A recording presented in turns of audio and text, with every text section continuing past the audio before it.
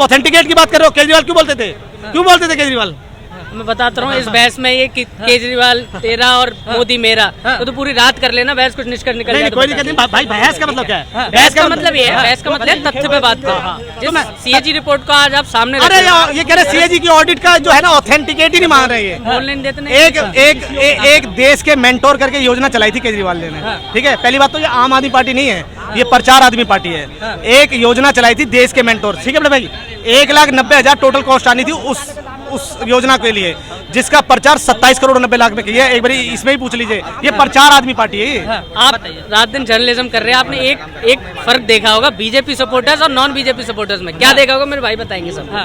ये हमेशा एक एग्रेसिव मोड में रहते हैं। हाँ जी बिल्कुल रहेंगे। ना तो दूसरे की बात सुनेंगे, ना तो बोलने का मौका देंगे। आपकी बात क्या नहीं? क्यों? क्योंकि आवाज नीची होगी, इन्हें लगता है झूठ छुप जाएगा। भाई मैंने आपकी कोई बात कहा झूठ छुप जाएगा, या आवाज तेज करने से झूठ सच हो जाएगा। बताइए आप एक बात बताओ, सीएजी ऑडिट को आप ऑथेंटिकेट मानते हैं? मैं आपको वहाँ सुना था, राहुल गांधी पप्पू कह रहे थे। आप सीएजी, राहुल गांधी तुमसे बड़ा पप्पू है। सुनो तुमसे कम पढ़े लिखे। सीएजी ऑडिट को आप ऑथेंटिकेट मानते हैं कि नहीं मानते? अरे सीएजी ऑडिट को गाली दे रहा है और आज बीजेपी उसी को वोट दे, तो बीजेपी का प्रवक्ता खुद कांग्रेस को गाली दे रही है, लेडीज को। लेडीज किसकी बेटी? सीएजी की ऑडिट को आप मानते नहीं? रमेश बिदूड़ी कौन है? 10 साल का सांसद खुद लेडीज को गाली दे रहा है। अच्छा सुन लीजिए भैया, अरे बात सुन लीजिए भैया, बात सुन लीजिए, अरे सुनिए बात सुन लीजिए।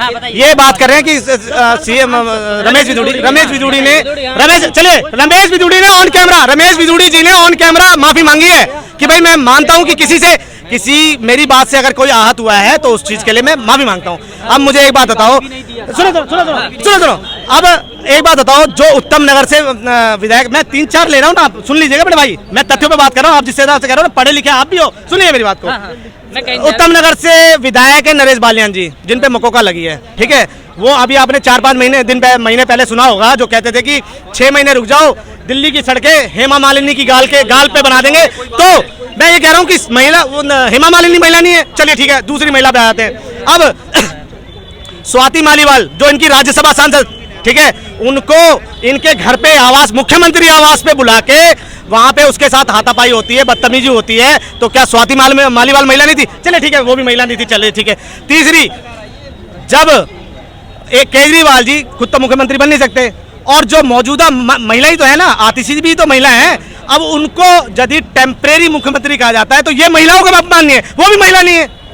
तो महिला मानते किसको? पहले ये तो पूछिए। अपमान ये मैं बताता हूँ, अपमान ये है कि देश 70% यहाँ किसान है। हाँ जी। ये दिल्ली को न्याय का 70%। अरे मेरे भाई मेरी बात सुन, दिल्ली की बात, इनमें यही कमी है। बीजेपी सपोर्टर आपको हर समय खाने को मिलेंगे कि तो ये कह रही है, सुन ले लगे काम पे, इनका काम है ये। चलिए तो हाँ, इंसाफ क्या है? इंसाफ दिल्ली में सुप्रीम कोर्ट है, इंसाफ मांगने आते हैं। अब देखिए इनकी सरकार करती क्या है, बड़ी बड़ी बात करते हैं ना, स्वाति मालीवाल के साथ क्या वो क्या किया।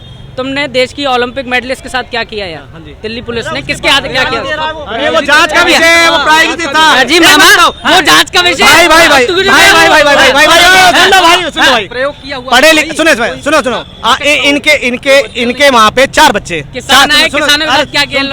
सुनो, ये तो पंजाब का ही किसान क्यों आ रहा है? पंजाब का ही किसान क्यों आ रहा है? आज ये कह रहे किसानों ने क्या करा? हाँ सुनो, तेरे सुनो तो, किसानों ने क्या करा? किसानों को छूट दे दी थी, तो दिल्ली में क्या क्या था?